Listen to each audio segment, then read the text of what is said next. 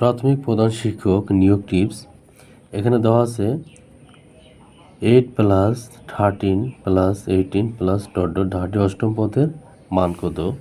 এখানে আমরা দেখতে পাচ্ছি 8 থেকে 13 পার্থক্য 5, 13 থেকে 18 পার্থক্য 5। এভাবে আমাদের অষ্টম পদের মান বের করতে হবে। এই জাতীয় অঙ্ক সরকারি বিভিন্ন পরীক্ষায় এসে থাকে। এটা মূলত নবম দশম শ্রেণীর সমান দরজা অঙ্ক এখান থেকে এসে।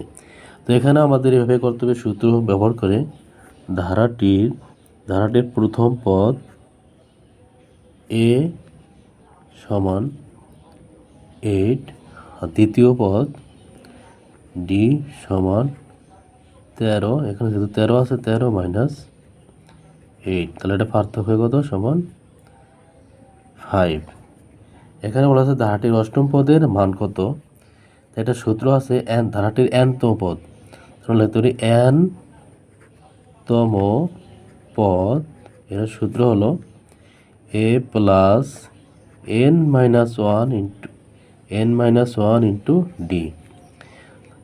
তো ধারাটি যেহেতু অষ্টম পদ বলছে, তাহলে আমরা লিখি অষ্টম পদ এর মান হলো 8 প্লাস n এর মান হলো, যেহেতু অষ্টম পদ বলছে 8 - 1, ডির মান হলো 5।